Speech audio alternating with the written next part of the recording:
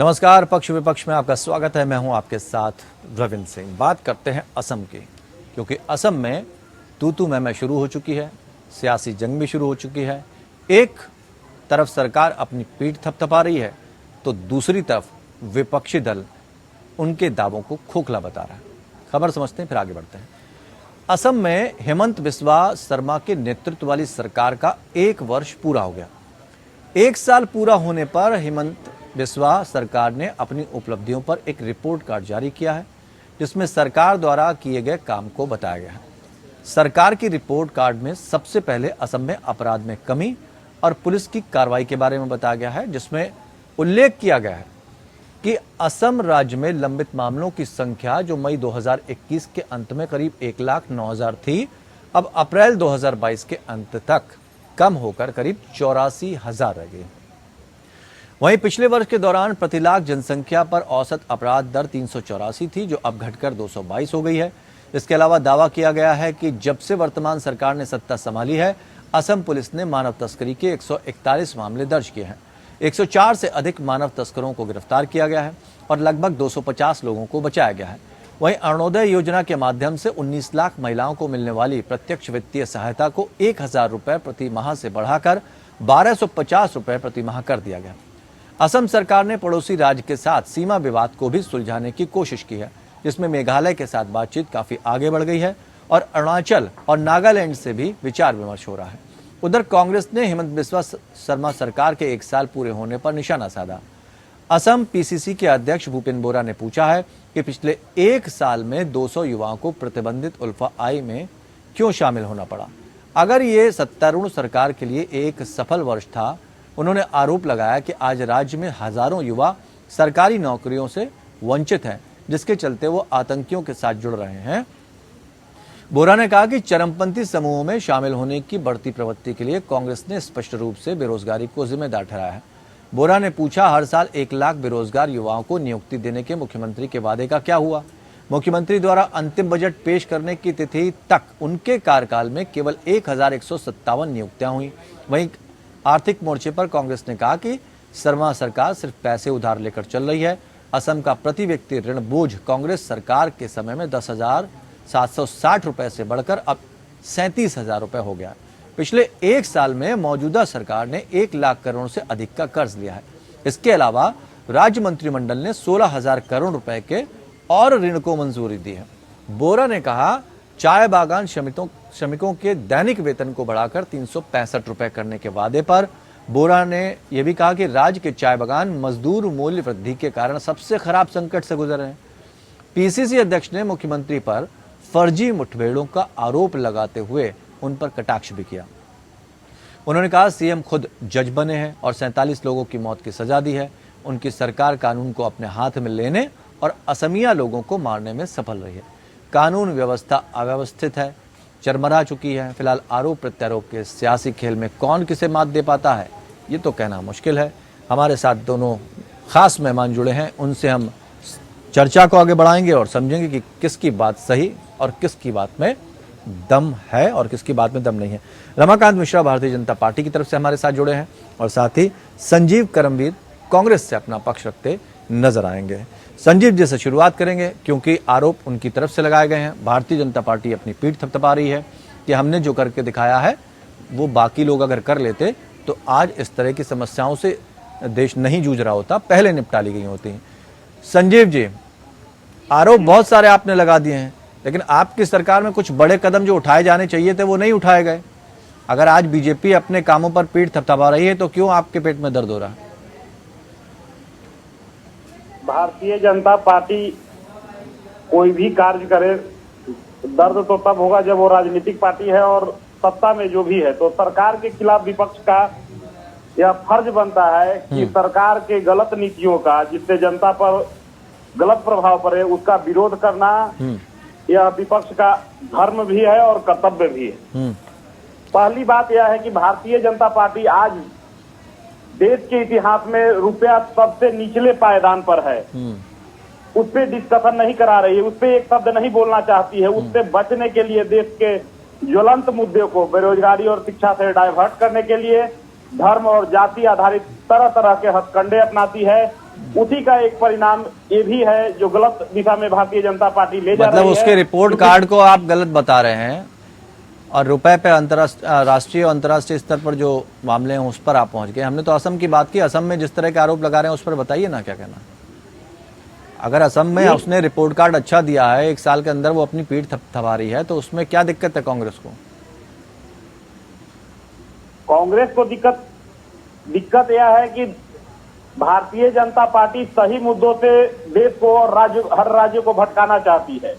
उसका कुल मिलाकर जो एजेंडा है वो सिर्फ और सिर्फ धर्म आधारित एजेंडा है और धर्म के नाम पर लोगों को बांटकर अपना राजनीतिक मंसूबे को सफल करने का इरादा है। इसके अलावा भारतीय जनता पार्टी कुछ भी नहीं कर रही है। सर हवाई आरोप क्यों लगा रहे हैं आप रिपोर्ट कार्ड बताइए ना। कांग्रेस ने क्या कर लिया अपने शासन में?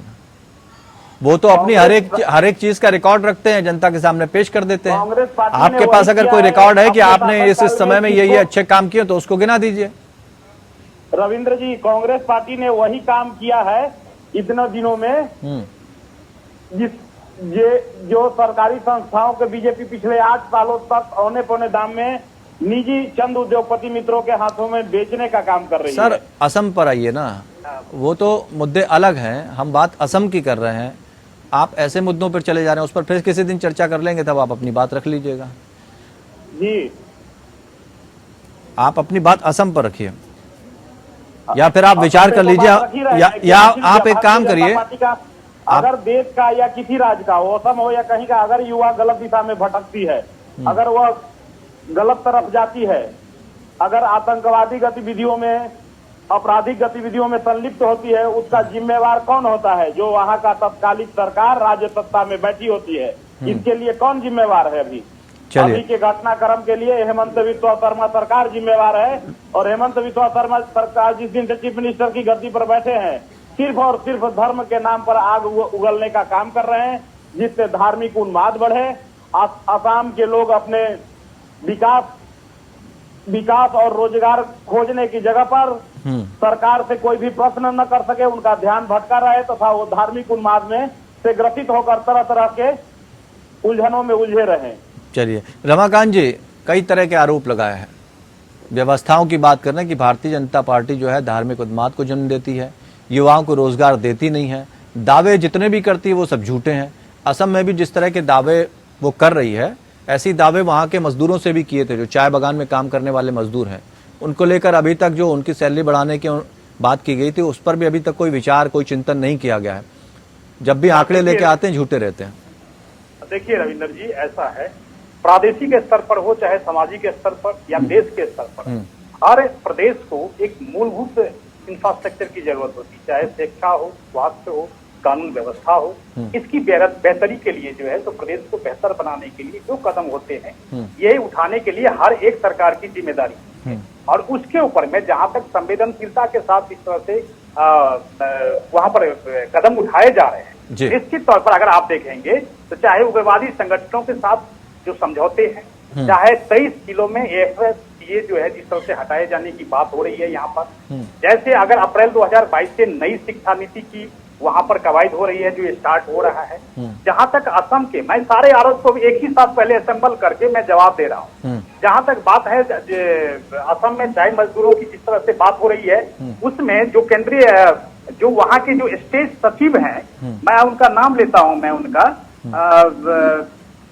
श्रम विभाग के जो सचिव हैं, प्रमुख सचिव हैं JB एक्का, उनके तहत जो है तो एक कमेटी का भी गठन किया गया है। और जो चाय बागान के मजदूरों की जो समस्याएं हैं, जो उनकी मूलभूत समस्याएं हैं, उसके ऊपर में एक रिपोर्ट तैयार करके, और मजदूरी कितनी होनी चाहिए, न कि 365 रुपए, बल्कि अगर उससे बेहतरी के लिए अगर उससे ज्यादा भी अगर करनी पड़ेगी तो निश्चित तौर पर किया जाए। नहीं, वादा तो ये किया गया था कि इतने बढ़ा देंगे, तो पहले उतने बढ़ा दीजिए ना, उसके बाद फिर सर्वे करवा लीजिएगा, उसमें क्या दिक्कत है? अभी आ रहा हूँ रवि सर। अब इन्होंने कहा जो कि 1 लाख मजदूरों को जो है तो 1 लाख युवाओं को जो है तो नौकरी देने की बात थी। मैं मात्र आपको CMI का रिपोर्ट दिखाना चाह रहा हूं मैं, और ये मार्च 2022 का है। मार्च 2022 में असम में जो अनएम्प्लॉयमेंट दर था पूरे देश में है 7.9% और असम में 7.7% है। आप इस चीज से समझ सकते हैं अगर आप देखेंगे उत्तर प्रदेश देखेंगे 4.4 देखेंगे, लेकिन आप देखेंगे अगर यहीं पर महाराष्ट्र राजस्थान देखेंगे तो 25% है। मैं कह रहा हूं, मैं कुछ नहीं कहना चाहता हूं, इनके आरोपों को निराधार और तथ्यहीन मैं आपको साबित करके दिखाऊंगा, क्योंकि मेरे पास सारी रिपोर्ट है और मैं सारी रिपोर्ट लेकर के बैठा हुआ हूं। इनके जितने भी दावे हैं, 1 लाख ये कह रहे हैं उल्फा संगठन में जो है 200 अभी युवा उसमें शामिल हुए हैं और भी युवा लाइन में लगे हुए हैं। देखिए युवाओं को क्या चाहिए, रोजगार चाहिए, और वो चीज समझ रहे हैं जो कि हमको किस क्षेत्र में जाना है, किस संगठन में जाना है। उनको अब ये नहीं है जो कि अब वो उग्रवादी बन जाएंगे और उग्रवादी बन करके कानून व्यवस्था को हाथ नहीं। तो कांग्रेस ने भी रमाकांत जी आंकड़े दिए हैं। कांग्रेस ने ये कहा कि 10,000 का जो हमारा कर्ज था वो बढ़ के 37,000 हो गया है। तो युवाओं को ये भी मिल रहा है, वहां की जनरेशन को ये भी मिल रहा है, इस पर भी बात कर लीजिए। बिल्कुल सही बात है रविंदर जी, आपने बहुत अच्छा प्रश्न किया। इन्होंने कहा 10,000 हमारे समय में कर्ज था रोजा युवाओं के ऊपर में रोजगार, वहां पर जो प्रति व्यक्ति जो कर्ज था 10,000 था, अब हो गया है 35,000। मैं कह रहा हूँ वो 10,000 37 मैं कह रहा हूँ वो 10,000 क्यों था। मैं तो यही प्रश्न करूंगा जो कि मैं कह रहा हूँ 37,000 ठीक है हो गया है, मैं बिल्कुल सही मान रहा हूँ इस चीज को, लेकिन वो 10,000 भी क्यों था। तो क्या इनके समय में क्या काम नहीं किया गया, क्या केवल हवाई की गई क्या। लेकिन आप एक चीज समझ लीजिए, जो डबल इंजन की जब हम सरकार की बात करते हैं, आप इन्होंने कहा जो 1 लाख करोड़ रुपए इन्होंने कर्ज लिया, तो किससे लिया, कहीं पाकिस्तान से लिया क्या, कहीं श्रीलंका से लिया क्या, केंद्र सरकार से लिया। तो जब डबल इंजन की सरकार की जब बात करते हैं, हर एक योजनाओं को एक असम्बल करके केंद्रीय योजनाओं का लाभ, प्रादेशिक योजनाओं का लाभ किस तरह से जनता को मिल रहा है, जनता कैसे खुशहाल होगी। अगर केंद्र से लिया गया पैसा है, पीते रहिए, इसको आप सेटिस्फाइड कर रहे हैं ना। बताइए पूछ लीजिए संजीव जी, अपनी बात रख लीजिए। रमाकांत जी तो संजीव जी, रमाकांत जी जिस शालीनता के साथ जवाब दे रहे हैं उसी शालीनता के साथ आप सवाल कर लीजिएगा, लेकिन वो तथ्यों के साथ जवाब दे रहे हैं, आप भी तथ्यों के साथ सवाल करिए। तथ्यों के साथ सवाल कर रहे हैं। हम रमाकांत जी से पूछना चाहते हैं कि 200 लोग उल्फा क्यों ज्वाइन किए, आखिर उसके पीछे कारण क्या था। दूसरा सवाल है रमाकांत जी से कि पहले जब कांग्रेस की सरकार थी तो 10,000 समथिंग रुपया था कर्ज प्रति व्यक्ति, आसाम के प्रति व्यक्ति लोगों पर। अभी 37,000 कुछ रुपए प्रति व्यक्ति कर्ज बढ़कर कहां से चला गया। 47 लोगों का फर्जी इनकाउंटर हुआ है, इसका जिम्मेवार कौन है। रमाकांत जी इन 3 बिंदुओं पर सबसे पहले अपनी बात को स्पष्ट करें। बिल्कुल जवाब दूंगा मैं, बिल्कुल बहुत अच्छी तरह से जवाब दूंगा। आपने सबसे पहले कहा जो कि 200 व्यक्ति जो है उल्फा के जो प्रतिबंधित संगठन है उसमें शामिल हो गए। आपके तथ्य क्या है, आपके तथ्य क्या है, मैं पहला प्रश्न करना चाहूंगा। अब अगर मैं कहूंगा जो कि नहीं 1000 युवा तो राजस्थान में भर्ती हो गए, कहीं और जगह भर्ती हो गए, नहीं कहे तो देखिए चलता है ना। उन्होंने आंकड़े दिए हैं तो उस आंकड़ों पर अब आप राजस्थान कह दें या जहां पर कांग्रेस की छत्तीसगढ़ की बात करें तो अलग हो जाएगी ना। रविंदर जी मैं कुछ नहीं कह रहा हूं, बल्कि ये कह रहा हूं केवल आरोप लगाना, निराधार आरोप लगाना। आप तथ्य के साथ कहिए ना, जहां 200 व्यक्ति, ये आधार कार्ड नंबर है, ये नाम है, और इस चीज से ये तो अरे सर रमाकांत जी ये काम विपक्षी दलों का, ये तो सरकार का काम है। नहीं मैं ये आरोप पता लगाया ना, इन्होंने आरोप लगाया, उसकी जांच होनी चाहिए। रविंदर जी मैं कह रहा हूं आरोप तो यहाँ पर देखेंगे जो कि जिस तरह से राज्यों में विपक्षी जिस तरह से लगा रहे हैं, मैं तो कह रहा हूं सरकारी एजेंसियां कहां अच्छे कामों के लिए लगेगी, इनके आरोपों में ही दम तोड़ देगी। मैं कह रहा हूं इतनी एजेंसियां ये तो कम पड़ जाएगी आपको, जिस तरह से आरोप लगाते हैं। आरोपों की लोगों की झड़ी होती है, और झाड़ी जिस तरह से ये लगाते हैं, इस तरह से तो फिर हम जांच करते ही रह जाएंगे। आप लेकर के तथ्य आइए ना। मैं कह रहा हूँ 200 रविंदर जी आपके 1 लाख रोजगार प्रति साल का वादा किया था, वो वादा रविंदर जी मैं आपके माध्यम से, आपके चैनल के माध्यम से मैं मात्र इतना पूछना चाहता हूँ, मैं मात्र इतना पूछना चाहता हूँ जो 200 व्यक्ति का जिस तरह से आरोप लगा रहे हैं, मैं कह रहा हूँ 200 व्यक्ति का नाम क्या है, उनके आधार नंबर क्या है, इतना दे दें, सरकार के लिए सहूलियत हो, नाम और एड्रेस सरकार के लिए सहूलियत हो। चलिए उसके ऊपर धर्मवीर जी कह रहे हैं कि वो नाम एड्रेस सब भेज देंगे, उसको भी मुहैया करा दिया जाएगा। आरोप प्रत्यारोप मैं कह रहा हूं सरकार के लिए जो है एक छोटा सा ब्रेक लेना पड़ेगा, हमें यहाँ पे एक छोटा सा ब्रेक लेंगे, उसके बाद चर्चा पे हम वापस आएंगे। लेकिन जब भी रिपोर्ट कार्ड अपना सरकार पेश करती है, और भारतीय जनता पार्टी हर वर्ष कुछ न कुछ जनता के सामने अपनी बात रखती है एक मंच से, और यहाँ पर भी असम में भी 1 वर्ष पूरे होने के बाद वो अपना रिपोर्ट कार्ड पेश कर रही थी। क्या कुछ किया है और क्या कुछ करेंगे ये भी बता रही थी। लेकिन विरोधी दल कांग्रेस ने कई आरोप लगाए जो तथ्यहीन है या वास्तविकता इनकी क्या है ये पता करना बहुत जरूरी हो जाता। सवाल कई हैं विरोधी दलों के और उनका कहना है, विरोधी दलों का, कांग्रेस का यह कहना है कि हम चूंकि विपक्ष में हैं इसलिए सवाल तो हम उठाते रहेंगे। जब भी सरकार एक कदम आगे बढ़ेगी तो हम ये पूछेंगे जरूर कि इन जो कदमों को आपने आगे बढ़ाया है उसमें पीछे कौन कौन सी कमियां आप छोड़कर आए हैं और उन कमियों पर विचार करना सरकार का काम है। लेकिन सरकार की तरफ से रमाकांत जी अपनी बात रख रहे हैं। उनका कहना है कि हम काम करते हैं और उसको दर्शाते हैं और इंफ्रास्ट्रक्चर पहले किसी चीज़ का तैयार होता है, उसका सर्वे किया जाता है, उसके बाद सारी चीज़ों को अमली जामा पहनाना पड़ता है और यही बात यहाँ पर कहने की कोशिश कर रहे हैं। रमाकांत जी, एक बात हम और समझ लेते हैं, जो बड़े मुद्दे हैं, ये अभी बड़े मुद्दे भी रख रहे थे यहाँ पर संजीव जी। अगर आप असम की बात कर रहे हैं कि हमने नौकरी दी तो कितनी दी, उसके आंकड़े सरकार को भी तो पेश करने चाहिए कि कितनी सरकारियां नौकरी दी गई हैं। बहुत ज्यादा सरकारी नौकरियों का आंकड़ा तो अभी असम में सामने आया नहीं है। हाँ, बिल्कुल बिल्कुल पेश करना चाहिए रविंदर जी, आपके चैनल के माध्यम से और आपके माध्यम से। 1057 का आंकड़ा अभी सामने आया है। नहीं, अभी मैं बता देता हूँ। अब जैसे देखिए यहाँ पर नौकरी कहाँ कहाँ है। एक तो टीईटी का जो टीईटी कंडक्ट करने वाली है इस सारे व्यवस्थाओं को, साथ ही साथ जो शिक्षा विभाग है उसमें भी है। तो जिसमें अभी मैं शिक्षा विभाग में अगर मैं देखता हूँ तो कम से कम 767, अभी तो 1057 कह रहे हैं, मैं कह रहा हूँ 767 उम्मीदवारों को अपॉइंटमेंट लेटर दे दिया गया है। पहली बात। दूसरी बात यह है माध्यमिक शिक्षा के अंदर में, अच्छा, किन किन क्षेत्रों में दिया गया ये भी बता दीजिए। हाँ, मैं बता देता हूँ। शिक्षा के क्षेत्र में होगा, उसके बाद स्वास्थ्य के क्षेत्र में होगा। जहां तक अभी 1947 तक जहां पर असम पुलिस 8,000 पुलिस हुआ करती थी, आज देखेंगे 70,000 से ज्यादा पुलिस की संख्या है वहां पर। तो निश्चित तौर पर उस क्षेत्रों में भी होगी।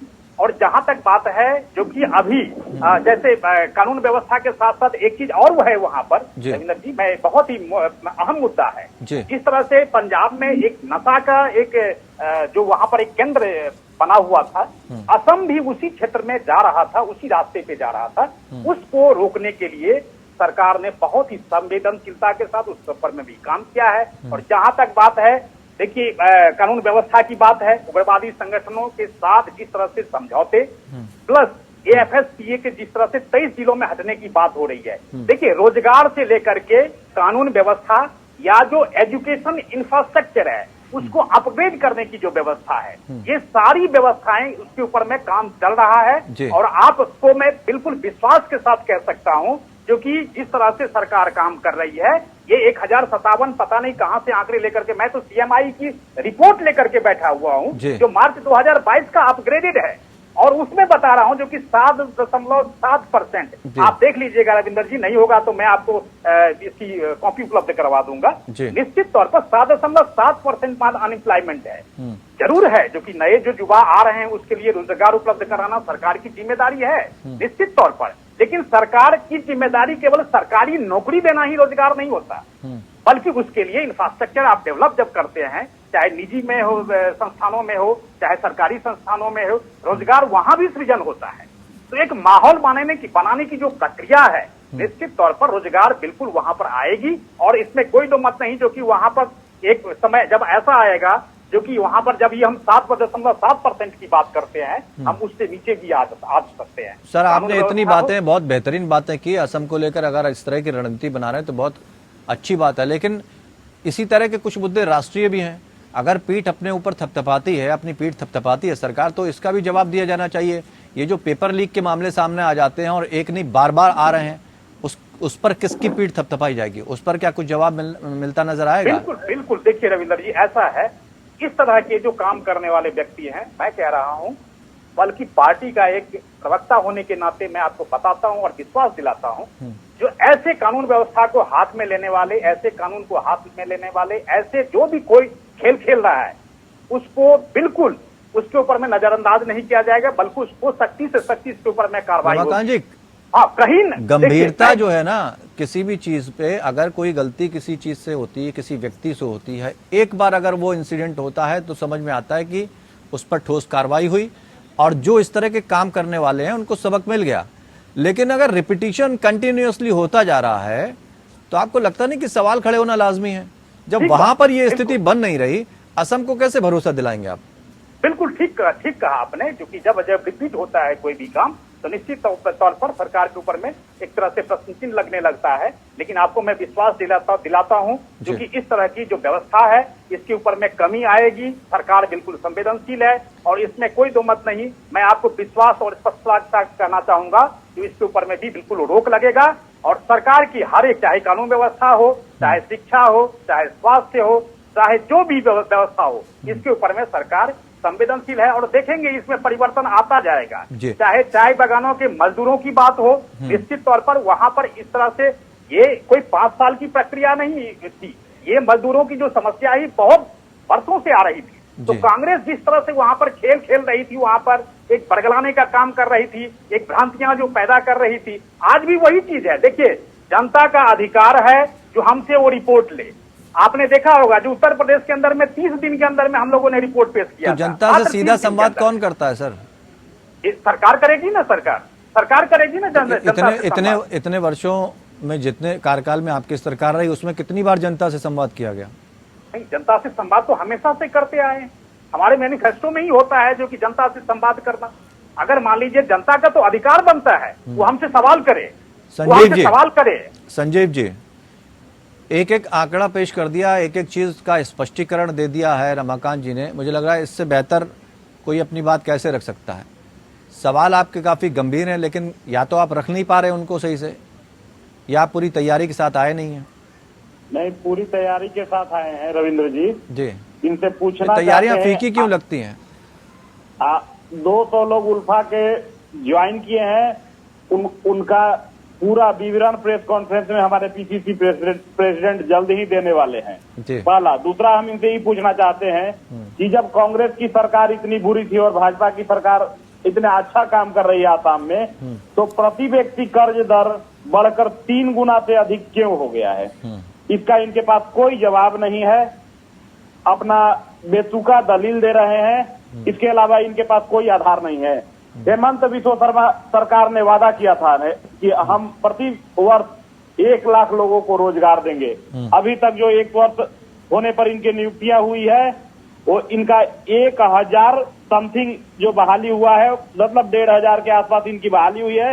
उससे अत्यधिक इनका कुछ भी नहीं है आसाम के लोगों से। तो आखिर ये जो 1 लाख के वादा किया था, कांग्रेस की तरफ से एक आरोप पेश करना चाहिए। कांग्रेस की तरफ से एक आरोप ये भी लगाया गया है कि सीएम जो है वो खुद ही जज बन जाते हैं, और मुख्यमंत्री जी के नए सरकार हेमंत बिस्वा सरकार में 47 लोगों का फर्जी इनकाउंटर हुआ है। इस पर श्वेत पत्र जारी करना चाहिए था सरकार को, रिपोर्ट कार्ड जारी करना चाहिए था सरकार को। रमाकांत जी, चलते चलते इस पे भी जवाब दे दीजिए कि फर्जी एनकाउंटर को लेकर जो सवाल खड़े हो रहे हैं, उसको लेकर क्या जवाबदेही तय की गई अभी तक?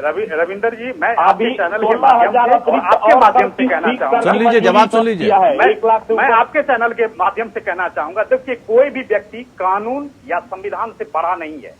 अगर 45 इनकाउंटर कार्रवाई होगी उस पर, आरोप निश्चित रूप से कार्रवाई होगी। बहुत बहुत शुक्रिया, बहुत बहुत शुक्रिया। वक्त की कमी है, माफी चाहेंगे। बहुत बहुत शुक्रिया आप दोनों खास मेहमानों का हमारे साथ जुड़ने के लिए।